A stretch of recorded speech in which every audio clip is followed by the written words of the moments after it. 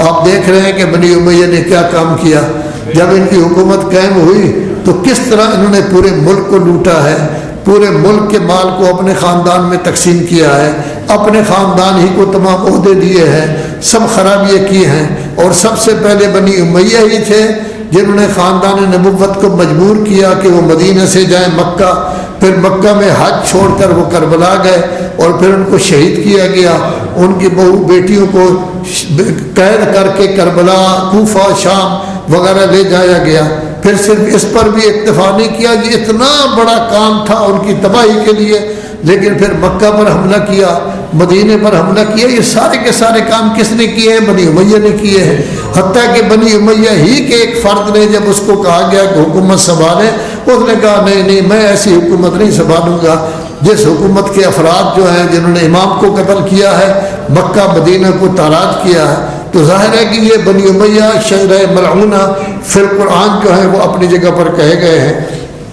تو در حقیقت ہمیں بتایا جا رہا ہے کہ شجرہ ملعونہ, اسی طرح بعض روایات میں ہے کہ شجرہ ملعونہ سے مراد زقوم ہے جس کا تذکرہ سورہ صافات میں ہے.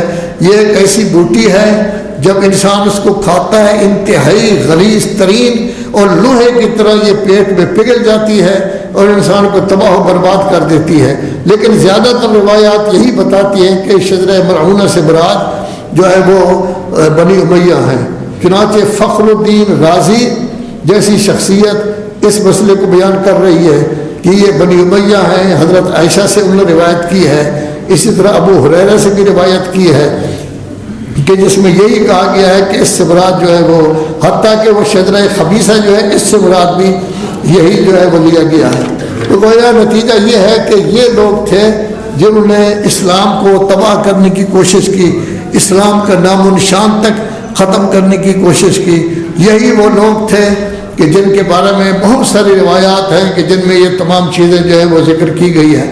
اب یہ بنی امیہ یہ سارے کا سارا کام جو کر رہے تھے, اس میں کامیابی انہوں نے کیوں ہوئی, انہوں نے کیا کیا, کس طرح کے کام کیے کہ جس کی وجہ سے انہیں جو ہے وہ اپنی جگہ پر کامیابی و کامرانی ہوئی. سب سے پہلے جو ان کا پروپیگنڈا تھا, اس پروپیگنڈے کی روح سے انہوں نے قبضہ کیا, حکومت ان کو مل گئی, بیعت میں لے لی گئی یزید کی اور ان کو حکومت اپنی جگہ پر جو ہے وہ مل گئی ہے, اس کو انہوں نے لیا ہے. دوسرا فوجی طاقت کا استعمال, فوجی طاقت کے استعمال سے بھی انہیں ظاہری طور پر کامیابی ہوئی اگرچہ حقیقتاً شکست ہوئی.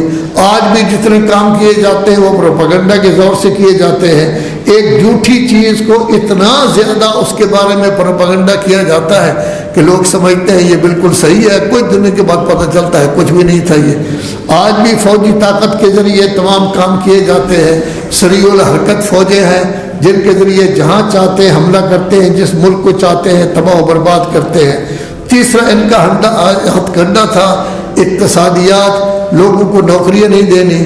جس کا نام مولائے کائنات کے نام پر ہوتا تھا یا اہل بیت کے کسی فرد کے نام پر ہوتا تھا, باقاعدہ حکم جاری کیا گیا کہ ان کے نام کاٹ دیے جائیں دیوان سے, بیت المال سے ان کو حصہ نہ دیا جائے, کسی قسم کی نوکری نہ دی جائے, تاکہ اقتصادیات کی وجہ سے لوگ مجبور ہو کر جو ہے وہ ان کی طرف گویا کہ کیا کریں, رجوع کریں. اور ساتھ ہی ساتھ اگر یہ نہیں ہے تو پھر ساتھ ساتھ یہ کیا کرتے تھے کہ کسی کو زہر کا پیالہ پلا دیا, کسی کو کچھ کر دیا. جیسے آج کل بھی آپ دیکھتے ہیں کبھی آدمی کو اغوا کر لیا جاتا ہے, پتہ ہی نہیں چلتا کہاں گیا ہے کہاں نہیں گیا. بیٹھا ہوا آدمی مسجد سے مدرسہ سے ان کو لے جاتے ہیں, کوئی پتہ نہیں چلتا کہ کہاں ہے کہاں نہیں. جن کی قسمت اچھی ہوتی ہے مہینہ 2 مہینے 3 مہینے کے بعد واپس آ جاتا ہے, وگرنہ مانتا ہی کوئی نہیں کہ ہم لے بھی گئے ہیں. یعنی ہزاروں کی تعداد میں اس وقت جوان بوڑھے, زیادہ تر جوان ہیں جو اغوا کیے گئے ہیں, کراچی سے ہو رہے ہیں, باقی جگہ سے ہو رہے ہیں. اگر کوئی آدمی باہر سے آ رہا ہے اس کو ایئرپورٹ پر پکڑ لیتے ہیں, پتہ ہی نہیں چلتا, اس کے خاندان والے باہر کھڑے ہوتے ہیں, اس کی انتظار کر رہے ہوتے ہیں, پتہ ہی نہیں چلتا, کئی مہینے تک پتہ نہیں چلتا کہ وہ کہاں گیا ہے کہاں نہیں گیا. تو اس زمانے میں بھی یہی کیا جاتا تھا.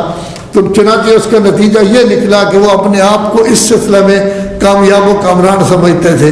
اللہ تبارک و تعالیٰ فرماتا ہے انسان سوچ, غور و فکر کر, کبھی توجہ کر اس طرف, تو نہیں تھا, پیدا تجھے کس نے کیا ہے, ماں باپ کے پیٹ میں تو آیا ہے، کس نے تیری پرورش کی ہے؟